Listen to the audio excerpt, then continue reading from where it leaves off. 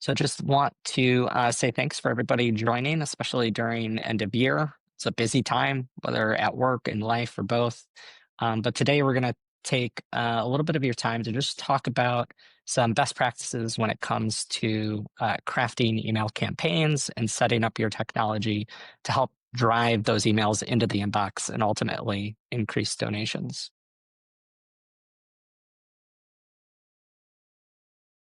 Really excited to be joined by Mary Getz, a friend and a longtime colleague in this space. Mary and I have known each other, I feel like, about a decade at this point. Uh, And she's also one of those super connectors that you definitely want to say hello to when you're at that next conference. So, Mary, why don't you introduce yourself? Hi, I'm Mary Getz. I have been doing email pretty much as long as email's been a thing for fundraising and advocacy and engagement. And I am a total email nerd and will talk to you for as long as you want to talk about email strategy and deliverability and all this good stuff. Um, I've worked in nonprofits, political campaigns, agencies, and right now I have my own boutique agency. Um, that we do full service direct response with a digital first perspective. And Brian, like he said, we've known each other 10 years, but he's my go-to when I've got a technical question or want to try to figure out how to enable a new creative strategy with creative technology. So, yeah. Yeah, what a perfect setup. Thanks, Mary. So, hey, everybody, I'm Brian Kessler. I'm the VP of Digital and AI Strategy at Foresight Studios. I've been working with email for probably about the same amount of time. I really got my start working with a nonprofit where I was the national developer responsible for developing our templates and then training the 50 plus chapters we had across the country on how to use those and work with those. So I kind of got thrown into it, learned all about the horrors of coding for all the different email clients. But then over the years, I made my way to agency life, where now we were doing it for, very similarly though, doing it for clients, doing it for agency partners, doing it for engaging networks themselves, working with different folks on both solving specific problems they were having, either on the technology or deliverability side, or looking to ways to improve what they were currently doing. And you're going to see a little bit of that here today, where we're not just talking about best practices, but also the way we think about email, which, because this is a constantly evolving space, is something that you need to have a framework for. Even though you have to deal with the old technology, a lot of what's happening in email continues to evolve.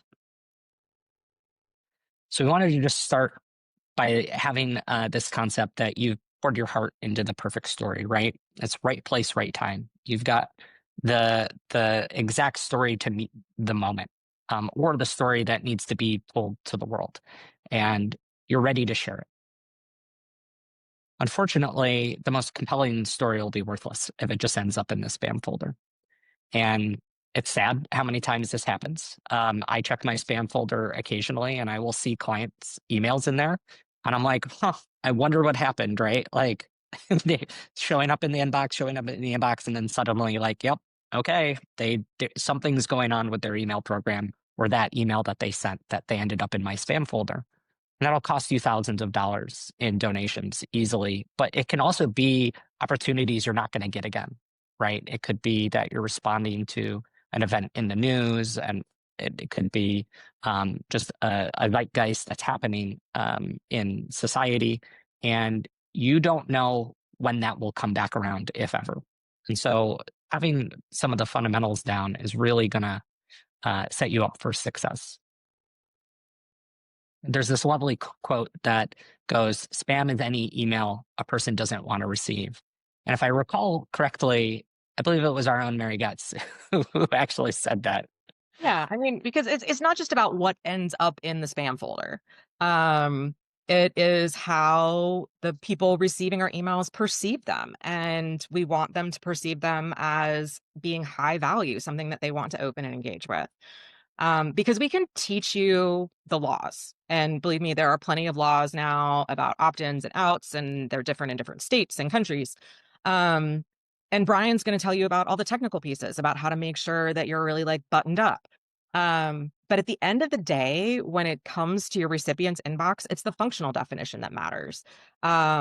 Because if they aren't opening and engaging with your email, then it's going to affect your reputation with those email providers, and you start to look like spam, even if that was never your intent.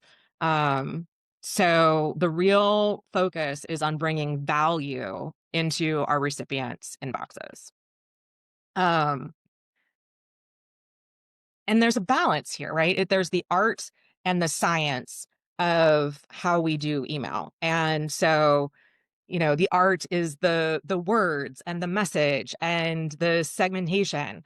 But all of that, sort of as Brian was saying, can go by the wayside without the hardcore nitty-gritty that comes with it. Yeah, that science part, maybe science is too big a term for it, but it's a dark art. It really is, because when it comes to email, it's not obvious. It's very domain specific. So you could be an incredible web developer, but now you're crossing into email, and it's its entire own ecosystem and uh, pantheon of lessons learned about Yeah, how this space operates. because Brian, let's be real. A web developer that's doing good work today has to like rewind their skills Yep. because most code for emails is still your 1999 website code. So I think that's a critical piece. Like you can be the most amazing web developer, but that's not the skill that you have to bring to the table for email. Yeah, they're completely separate skill sets. And I mean, you can have a lot of our clients will have folks who are doing email production that they themselves are not developers, but they get really good at a process, right? And I'll touch on that later, because it's actually a pitfall that I see with a lot of clients. But Mary, I'd love for you to just talk a little bit more about that art side of Yeah. the coin. So this one is a fun one. I was working in a system several years ago, and right before when you hit send, every tool has some kind of little checklist that it goes through, and it's like, okay, you've got this right, and you get a green star, and you've got this right, and you've got this mostly right, and you get a yellow, and then you get these little red warnings of things that it thinks that you might want to fix.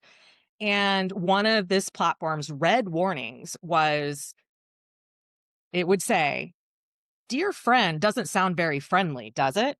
And that was the warning. And basically, it wanted you to go back and change any default personalizations so that instead of the fallback always being friend, that you were using something more creative or more interesting.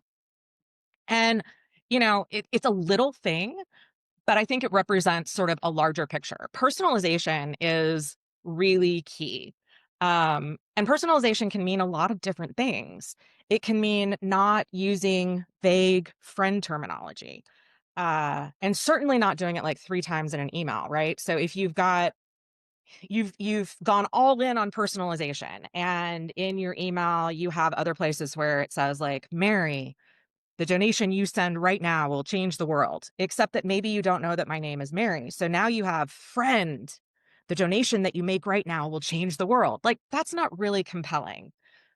But with a little bit of creative thought, you could change that to like, today, the donation that you give can change the world. Like, there are other words that you can use to fill in those fallbacks to create meaningful sentences so that, dear friend isn't really that friendly. So that's what I keep in my mind whenever I'm thinking about how to leverage some of these personalization elements. Um, because it's both about making sure that it's as personal as possible, but also not backfiring on you in the places where you don't necessarily have those personal data points available. Um, and so it's like, what data points do you have available? And this is sort of where personalization meets segmentation. They're a little bit two sides of the same coin. How do you personalize and how do you segment? So if we can, yep. Um, so Petco. I'm a cat owner. I love cats. I mean, I like dogs. And this dog here was a favorite of mine. The cat on the left is my cat Thursday. The dog on the right is Brian's former dog Apollo. They were both amazing beasts. But I mean, I'll be honest, like I bought Apollo treats from time to time, but this was not the bulk of my purchases at Petco. When I signed up for my Petco card, I told them all kinds of stuff about me, including the fact that I was a cat owner, what my cat's name was, and what my cat's birthday was. And yet I continued to get emails from them that had dog offers as the subject line, as the preview text, as the primary image. And I was like, I'm not a dog person. Offering me dog treats 50% off is not going to get me to come into your store. All they had to do was leverage the data that they already had to create personalization and relationship through segmentation to create a much more impressive and frankly productive um, email communication. You know, if they were emailing me regularly that there was a crazy deal on something cat, there's a pretty good chance I would hop in the store just to check it out.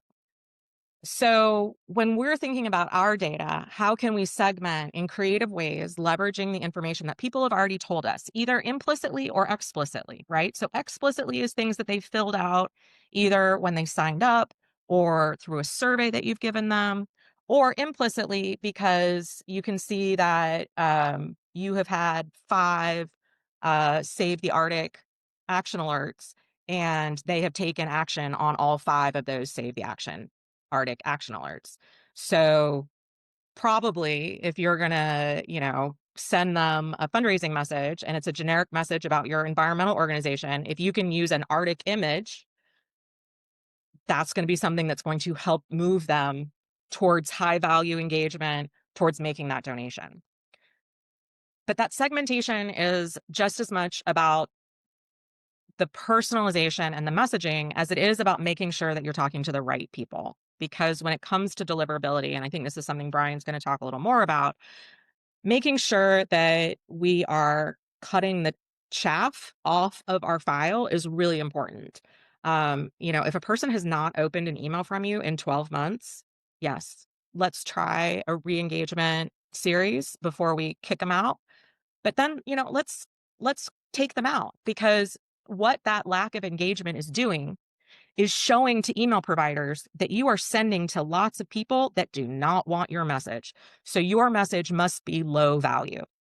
So making sure that you are sending high value messages to people who want your high value message so that it is perceived that way, both by the recipient and by the recipient's email provider, is really, really key.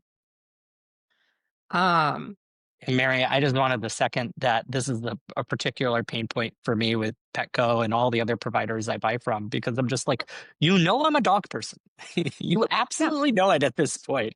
I've right, spent hundreds of dollars on dog food and dog toys, but your branding keeps pushing other pets. And it's right. just that, we're beating a dead horse with it. Like, it's the most obvious, but like Yeah, this carries over into so many other areas of campaign work where your supporters are showing you who they are, and all you have to do is listen, because it's the right message at the right place at the right time. And yeah. content is king. And it's just like I mean, you can do this. yeah, I know we're talking email right now, but there was a direct mail piece that won the DMAW's Big Idea Award maybe 2, 3 years ago.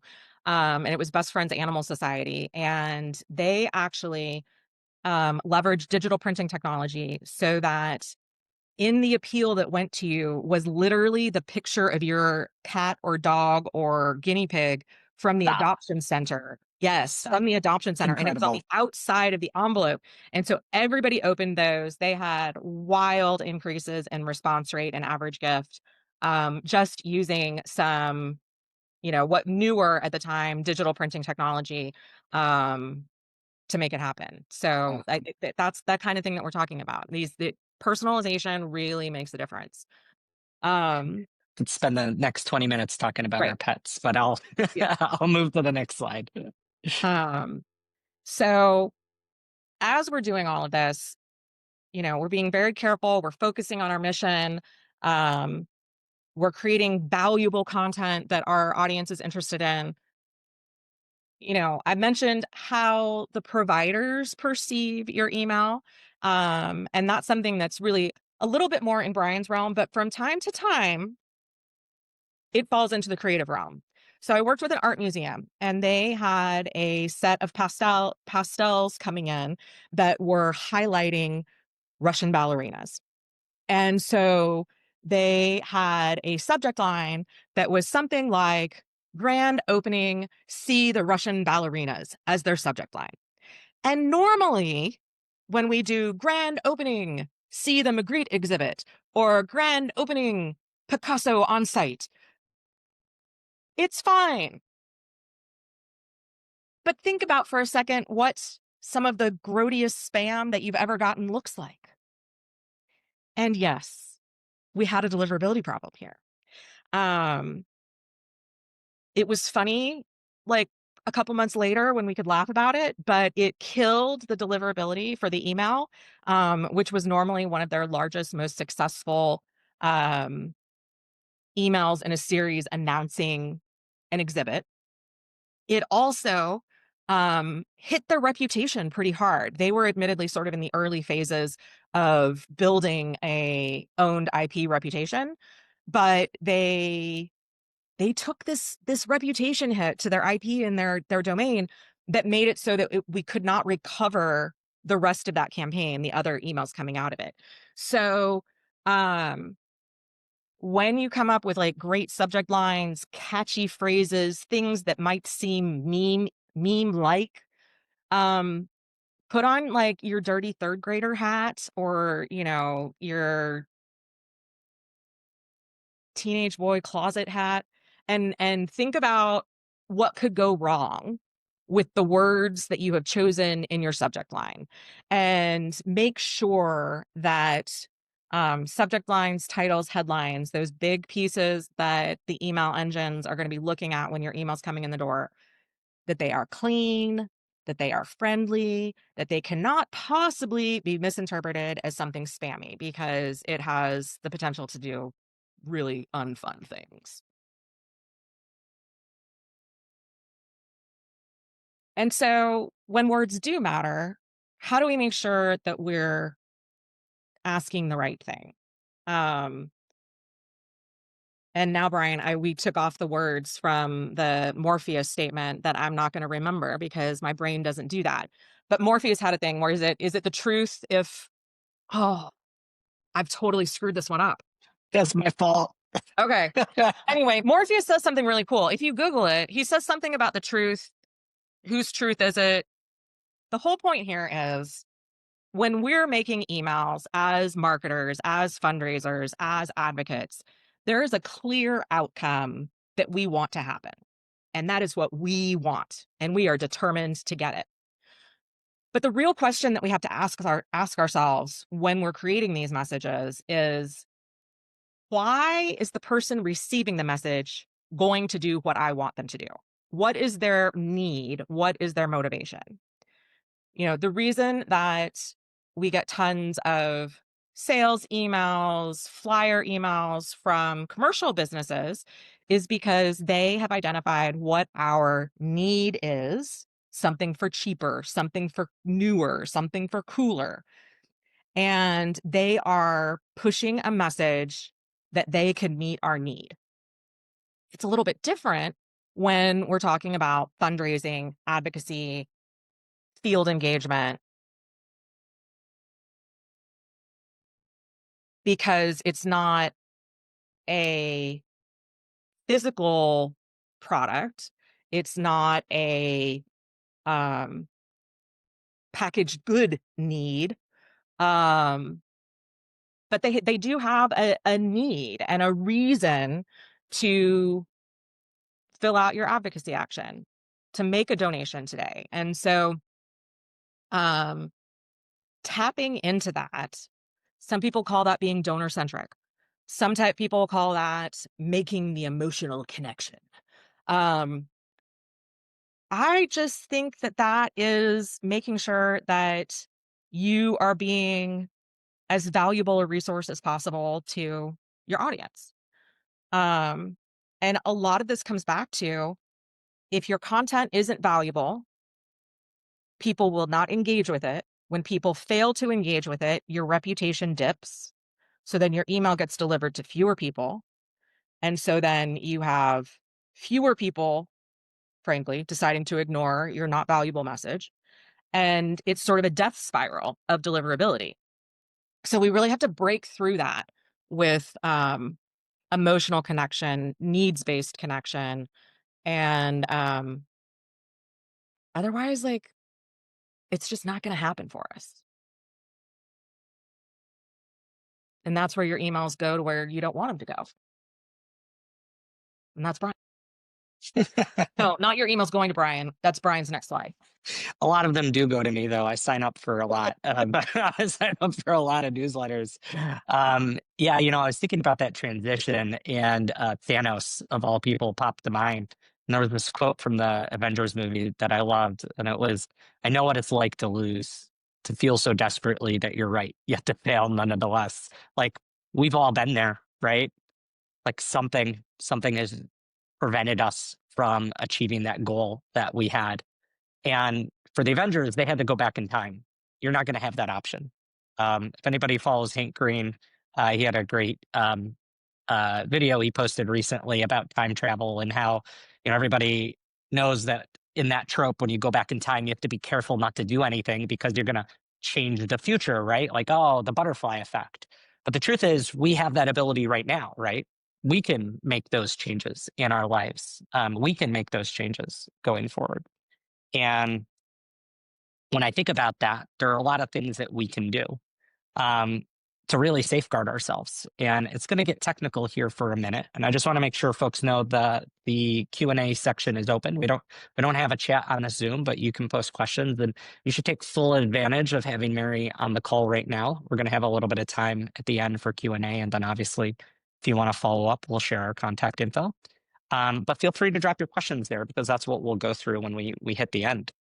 So I just want to talk about SPF, DKIM, and DMARC. These are the baseline. You should have this set up for any system and domain that is going to be the sending domain. So if you have emails at foresightstudios.com, we need to have this configured on there. If we have a subdomain, donate.organization.com, you need to have those set up on there.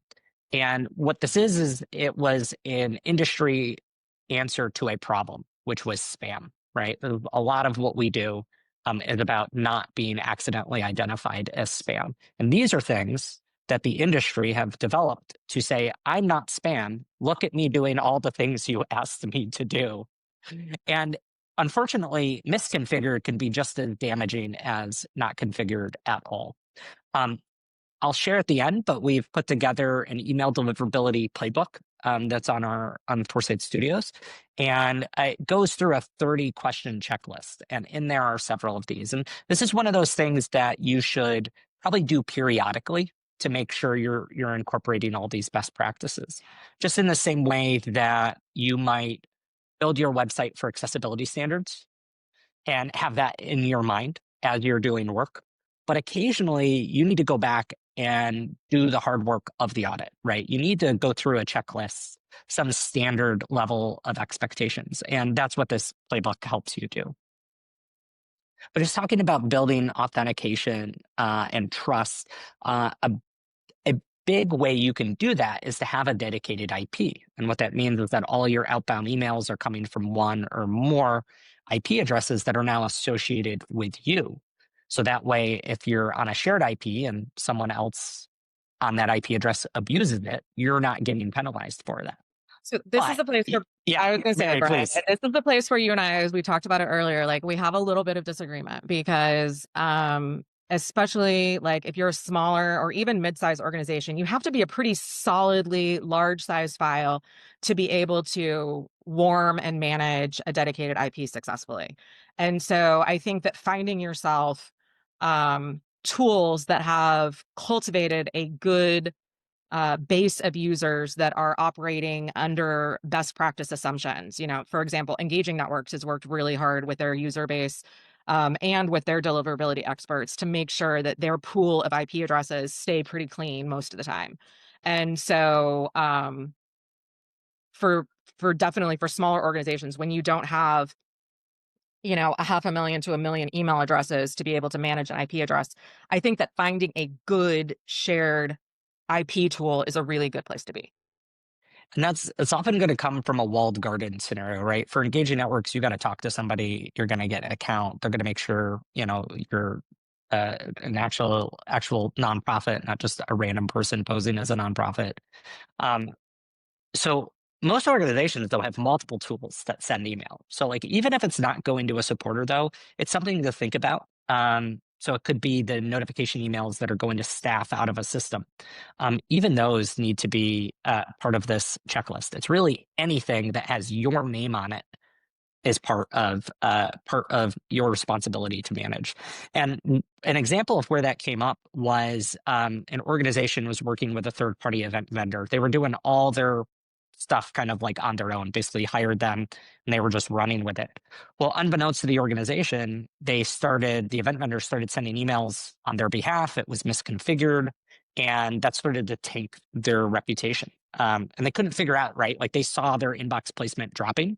They couldn't figure out where that was coming from until they implemented DMARC, which logs these emails coming from unexpected sources effectively. And they were able to be like, oh, okay, like this isn't actually like spam squatting on our domain. This is an event vendor who, there was a miscommunication through the implementation process.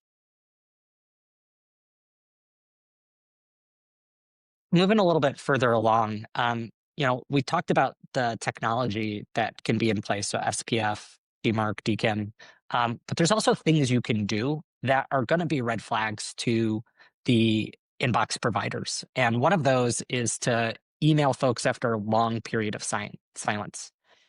The truth is, it's not that much different than probably dating or contacting family. Like, hey, I haven't talked to this person in 9 months, and suddenly I'm sending them like, a text a day for like a week. It's like, what's going on? Like, that's a red flag.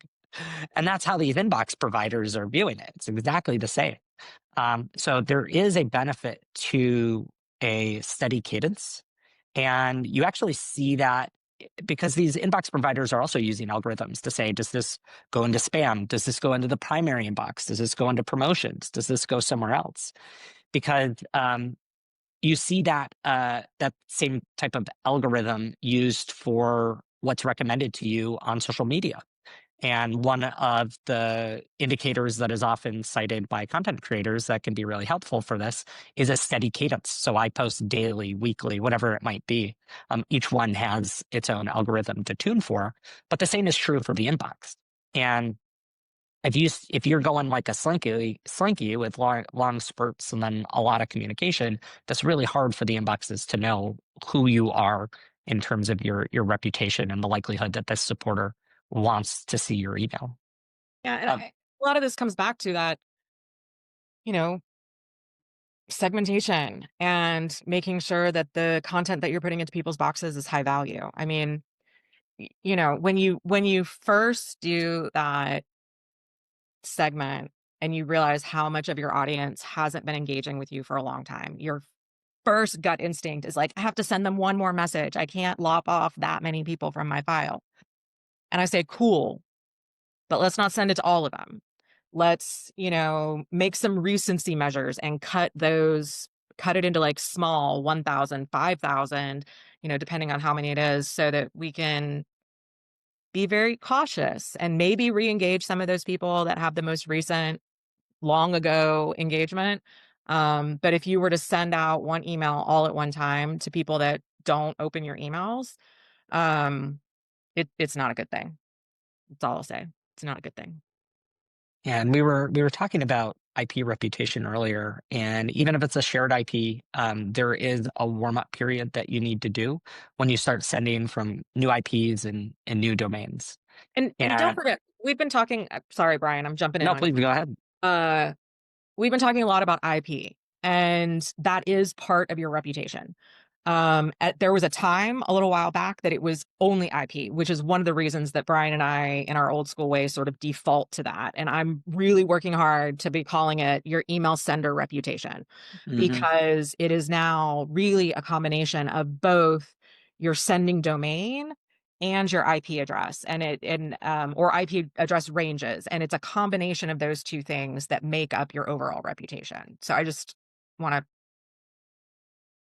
you Yeah, can't mess up you can't mess up your domain and have a beautiful perfect IP, and you can't have a horrific IP and a beautiful perfect domain. You have to keep both of them clean.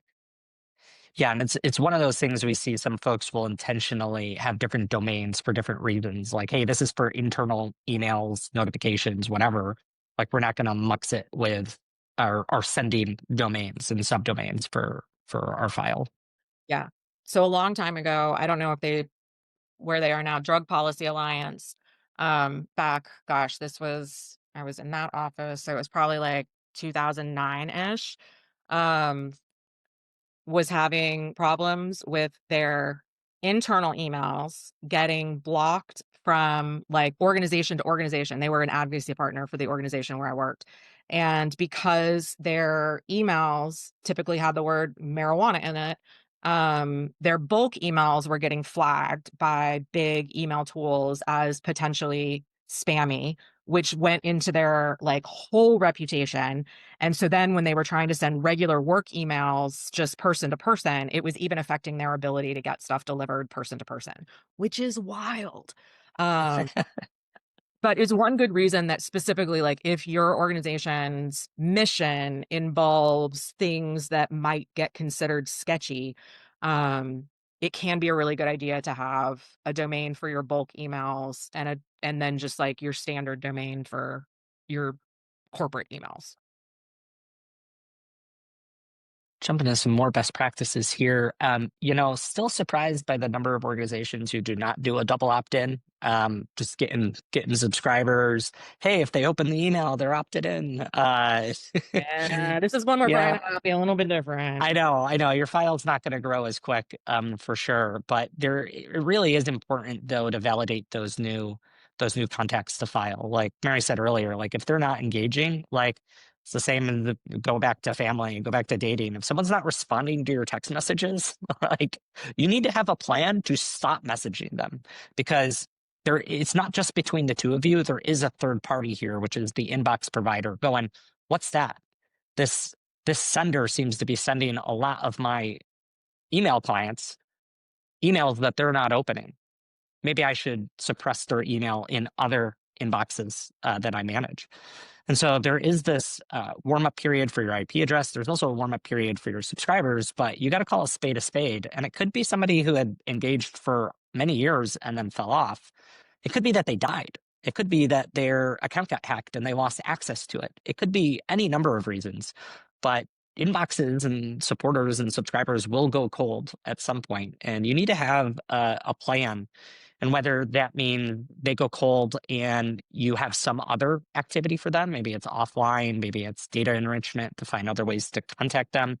Um, or in some instances, I've seen folks do an export, remove those people from the system so that, for example, they're not paying for, as a lot of these systems, you pay for the number of subscribers you have in them. They're not paying to just have those folks on file permanently. Just remember, and with most of the systems, when you take a record out, it's gonna take them out of your activity history going backwards. Um, so do that with caution. Yeah. We think about opens and clicks, but we're putting ourselves in the mindset of the inbox provider. And one of the signals a lot of folks don't think about are replies. And I rarely see emails that are crafted by nonprofits to get the individual to reply to the email. It's another type of engagement. Usually we think about sending them to web pages, right? Like go here, fill out this form, do this thing. But just throwing out there that we're thinking about signals again, not our needs to track opens and clicks and engagement, but the signals that inbox providers will be able to tell. And one of those is replies. And then we talked about keeping unengaged subscribers, just in case, can drag down rates. Whether you keep them in there and they're cold, or you remove them from your system, being mindful that that can pull out that historic giving and action history. You just need to have a plan. Is the point that like this is a part of life of having an email program, and you should have strong alignment internally about what that looks like. Just sending to everybody forever is not is not a solution. I can say it, like my sort of fairly broad rule of thumb for most nonprofits is a 6-month, no, sorry, a 12-month opener, and then we give new records 6 months to achieve opener status. And then they're on a rolling 12-month. Yeah, that's great. Folks should do that. Like that is the perfect baseline. And then I'm just going to talk a little bit here, and there's actually more in the email deliverability report on this, but I think folks know there's no substitute for testing in inboxes. There's just too many out there. I mean, I remember before some of these tools were mainstream, like Mary, when we were working together at ADD, you guys had like iPads and old phones that were like donated, and it was just insanity because it's endless, right? Like there is no limit to the number of permutations, let alone you add in dark mode. And it's like, okay, it's not just testing it on this device, it's also testing it on this device with different settings on the device. The good news is that this is a pretty solved problem. I'm a big fan of email on acid. I also like Litmus. The only reason it's not my favorite is you are limited by the number of tests you can run. And we run a lot of tests. We're very test driven. And what you'll find with Litmus is when you hit that limit, there is no next option. You just have to buy another account. You can't increase your limit. You can't pay out of pocket. You're done. At least that was within the last year. I don't know if they've changed since then, but really love email on acid. Another thing is that you can make production easier and more modern. And by doing that, you can also really tighten down on the number of flaws or unintended errors or problems that you might introduce in your end-to-end production. And I'm a big fan of MJML, which stands for Mailjet Markup Language. It is a way to code an email that's very clean from a development standpoint. And then it compiles into the insanity that is needed for cross-browser, cross-client sending. So what that does is once we have a baseline, we develop the template with our clients, and then we or they are able to work within that. It just removes a lot of the issues that'll normally come up. It's got built-in support, and I saw in chat was someone was asking about accessibility. It's got a lot of built-in support for accessibility standards, for dark mode. It's also constantly evolving, and so you can follow MJML's progress, knowing that you're getting the latest and greatest in terms of what's possible across all email clients. It's also something that, unlike regular HTML email, where you have to code and then test rigorously, with MJML, because there is a build process to it, it has its own checks and balances. So by the time you go to test an email on Acid or on Litmus, there's actually a lot that's been done and standardized that it means there's often less or no issues that you find during your testing. So that also increases velocity in your end-to-end coding.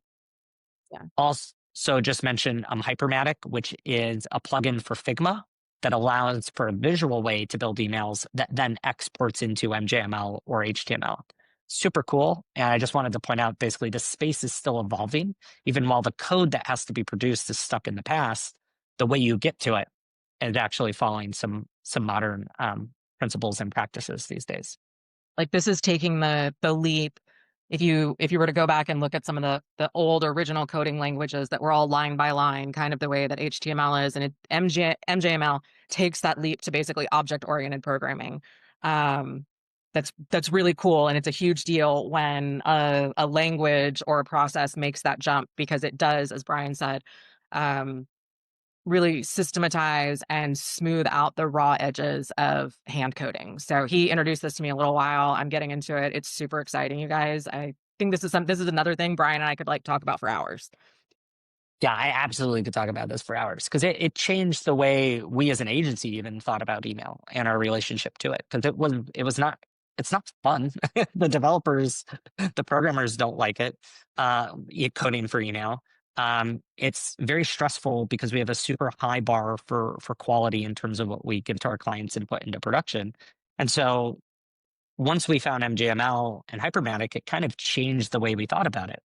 But also for you as organizations and agencies, something to think about is like, hey, you have your email templates and yeah, you've got some flexibility in them. But what if you want to just do something that's one-off different? Like, how hard would that be to celebrate an anniversary, to celebrate a big moment, to meet some legislation that is up for voting and you want to push back on it and you want something that's different to grab your supporters' attention? How hard would it be for you to do that? Like, how much testing, how much planning, how much design? So it also goes back to that velocity. It's not just for the everyday, it's also for those one-offs where this will empower you to really focus on the content and what's the best user experience versus what's the infrastructure we've put in place up till this point. That goes to the common pitfall, which is something I see with a lot of organizations and agencies alike that do email production, which is they have a process, but in my opinion, it's not very good, but it's repeatable. And so it's just a known quantity, and folks aren't looking to make it more efficient, more robust, more adaptable. And I just see all this insanity that goes with kind of these dated processes. And so I know this isn't as tangible a pitfall, but it is something that I see repeated across a lot of clients is like people are making email the same way today as they were 15 years ago.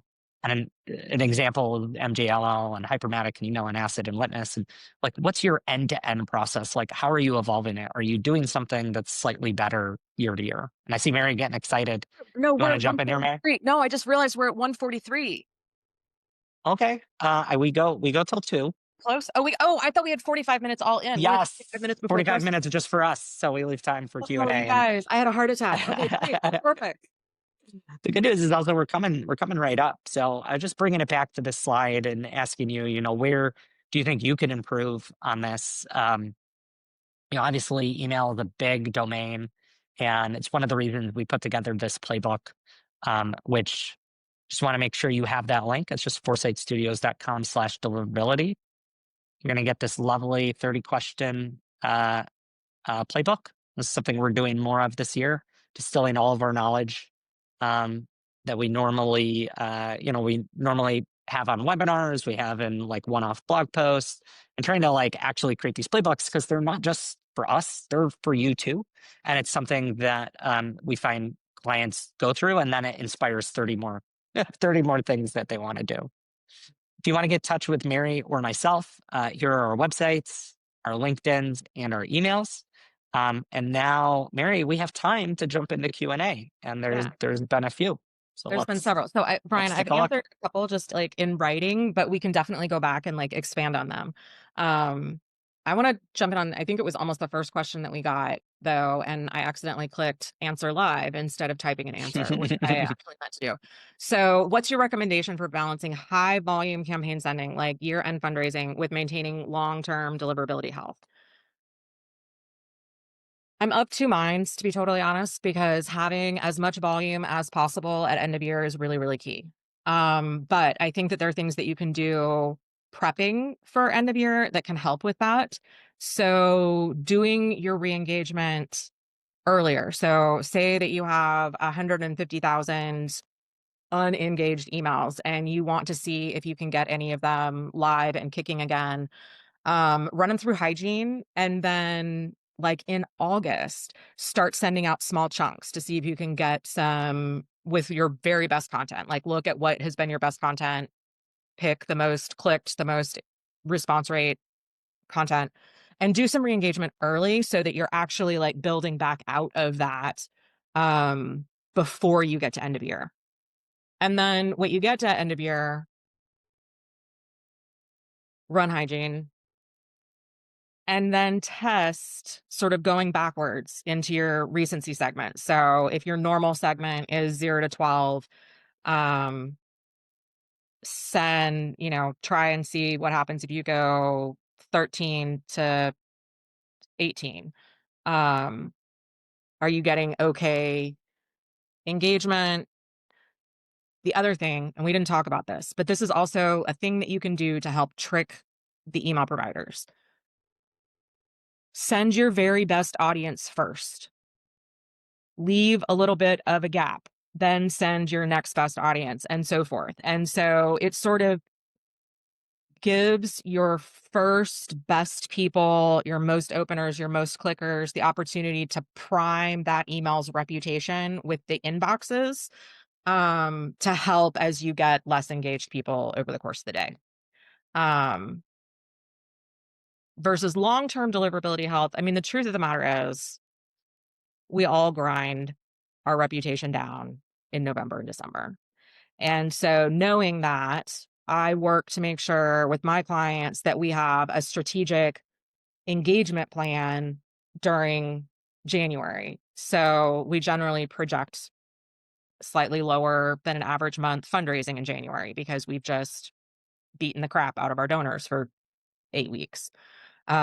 We use engagement content, newsletters, quizzes, New Year's resolutions, those kinds of things that will get people downloads, that will get people to click and engage with content, that will help reestablish your reputation as a good sender.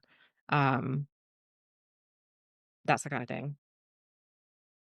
It's great, Mary. And I didn't realize how many questions were in there. We had 4 that have been answered, and I'm just jumping in there, typing answers myself. There's one unanswered from Catherine Parks. They ask, are either of you seeing a trend towards lower email engagement, younger generation more likely to engage with SMS, any other reason? I'll let Mary answer that, but just anecdotally, I will say that I personally don't check my personal email as much. And I noticed that was a transition, just like my usage of physical money went away during COVID, like dramatically dropped. My use of personal email dramatically dropped. I'm not in your target demographic that you're asking about, but Mary might have some insights. So Mary, over to you. Yeah. Yes and no. I mean, email is still really one of the strongest drivers of revenue and action. I think that as we're moving forward, it's important for all of our programs to be testing additional channels. Um, I have one client that they do a lot of donor acquisition through ads, and those people don't want to talk to us on email, like sort of full stop. And so, like, we're doing testing of, does it mean that we have to resolicit these people with ads? Can we catch them via SMS? Um, what are the other ways that some of these people will respond? So this,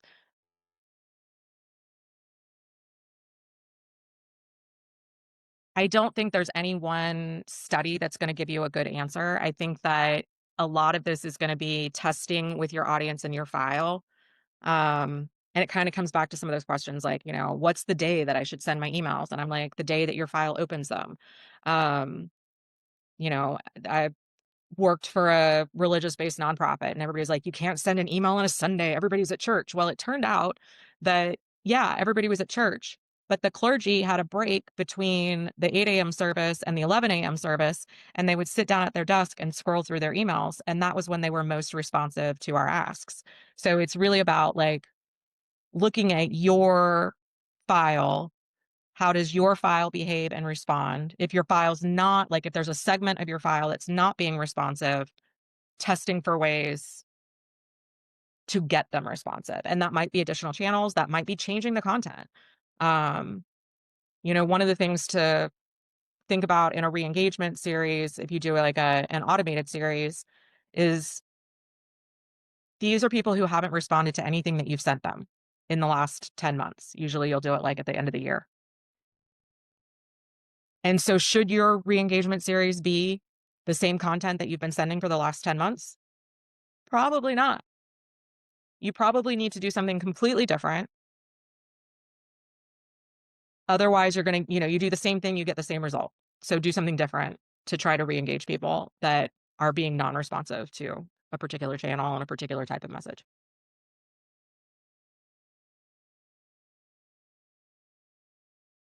You're on mute, Brian. Thank you for saving me from myself.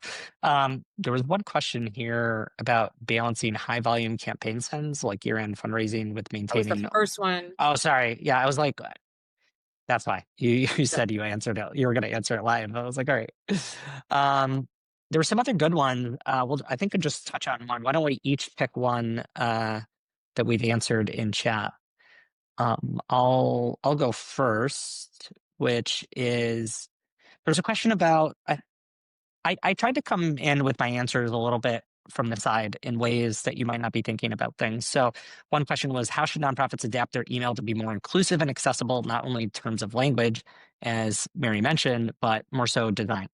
And one of the things I said in there is that making sure your email looks good in all of email clients. Like you don't think of that as accessibility, but like it. So some folks just let their email break and they're just like, yeah, it doesn't work in Yahoo. If you try to forward it in Outlook, like the buttons all fall apart. And like making your email literally, just in the most literal sense, accessible to the people you're sending it to is the first step, right? There's all these things you can do about language, about alt text, about other support for screen readers, but just getting consistent so that there aren't the haves and the have-nots. That just because the device and email client you're on is a little bit older doesn't mean you're going to get a completely broken experience. Yes, there's plain text email, but that is beside that's the point. Right, Mary? And in that context, think font size. Yes. Think about who your audience is. And for most of us, even our email audience is north of 65. There was a political, ABD Direct does a political donor survey each year. And this year, or they coming out of this last election, the results actually had online donors getting older than offline donors for the first time. So we've run tests where we've helped clients get their font size and their emails larger. And it's either not hurt or it's improved results. And that also comes back to like responsive design, where if your emails aren't responsive, your font is going to get tiny on some people's devices. And it's not fun for anybody. So those kinds of things that are like the technical, as well as like who's your audience, how are they going to engage with it, kind of pieces definitely come into play. I'll even give a specific example because we had a client who was having some deliverability issues. So we did like a really in-depth audit and we found some old documentation about how Outlook has the option, doesn't always, but Outlook can basically penalize you if you have fonts below 14 pixels, which is kind of large. A lot of our clients would have 12 pixels. The other thing we found is that Outlook caused problems with fonts that weren't divisible by 4. That's I'll spare you the technical details. But what it meant was for this client, we put everything up to a minimum of 16 pixels. And that resolved that issue. It resolved basically, okay, I'm going to go into it. If you have a pixel value that's not divisible by 4 in Outlook, it can cause fractional rounding, which if you ever see like a line appear between, like I have one background color or another and like a line appears, there's a lot of reasons. Usually it's a rounding issue. It's a pixel rounding issue. And so, yeah, so what this meant was like, I was like, are we really doing this? Is the minimum font size going to be 16? And guess what? Like Mary said, no problem. Did it improve? I don't know. We were solving all these areas that were getting flagged. But it was one of those things. It was like, okay, yeah, we're probably thinking about font size wrong. Like we're really thinking about it purely through an aesthetic standpoint. But if we come at through an accessibility standpoint in the ways that we've just talked about, we want to be the most supportive we can. We need to get up to a 16-point font as our minimum. So that doesn't mean your unsubscribe link can be 12. It means everything in the email at a minimum is going to be 16. And that was just bigger than I think a lot of us like had in our mind as a baseline small font size. We've got more questions. Let's see, beyond KPIs and percents up and down, are any nonprofits using data science techniques to analyze data? For example, I'm starting to use Markov chains to optimize what type of user journeys work for digital engagement. Yes.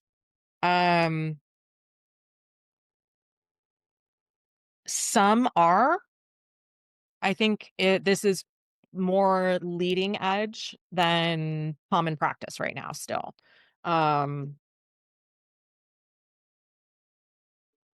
Yeah. I'd love to, whoever anonymous attendee is, I'd love to hear more about what you're doing and how that analysis is going. because I think that you are definitely on a right track. Um, Yeah, I'll say what I'm seeing is that most of that innovation is coming from um, most of that innovation is coming from the email senders themselves, so not the clients. So it's like trying to evolve their email tools to be more competitive. And what I'm also seeing, I mean, we're talking about email, but I'm also starting to see more tools that are looking through a holistic level of engagement. And so tools that can send right? AI assisted tools that can send emails, that can send text messages, that can do it on behalf of the organization, but it's not necessarily scheduled. It's more that it's programmed of like, here are our hook events. Here are the things we're pushing right now. Here's what this person did. So that's where I'm seeing, I mean, the I'm irony there is starting to that, see some innovation. yeah, that that's not that different than tools that corporate has had for a really long time. Like HubSpot. And there's a handful of nonprofits now that are using HubSpot, and I don't know how fully they are. But one of the things that it always had as a significant differentiator over all of the other tools was because of the way that it tracked the content on your website that people were engaging with, and you could put flags and flows so that if people did certain actions, they would receive certain follow up paths. Um, and I imagine now they're getting more advanced with their ability to help you identify what those paths are that are most convertible. Um, and I think that's one of the challenging places where a lot of the technology that we use as nonprofits, because it has some things that are targeted towards us that we need, because it comes with a community of users that know who we are and we can work together with, because the price point is built for a nonprofit. These all aren't always the feature forward tools that the Xeroxes of the world are using to convert high volume sales, right? Um, 20 years ago, there's a woman that wrote a book called Robin Hood, Robin Hood Marketing. And her whole premise was that we should be stealing the great ideas from large corporate organizations that have the time and money to test new technology. Um, but I think it's still hard for us to get into platforms that have already addressed some of this, right? Like I would say that a HubSpot or, oh, what is Silverpop now? Because it had the same functionality. It's called Attune or Symbol, or I'm not going to remember it. If somebody actually wants to know, I can tell you later. Um, so there's a handful of them out there that I think are getting to this kind of level of conversation, but they're not the nonprofit tools yet. And that is a perfect note to end on. Steal great ideas and make them your own. Yeah. And we really should. It is a space that's being innovated constantly. Learn from those around you. And as you experiment, though, go back to these fundamentals because you could tank your reputation accidentally bringing in a new tool. But go out there, experiment because you're gonna find a lot of wins being the organization that's out there willing to trailblaze and find better ways to connect or personalize your connection with your supporter. So thanks everybody for joining us today, and I'm sure we'll have a follow-up email with some additional details in case you didn't copy down any of these links. Happy holidays. Take care, everybody. I think so.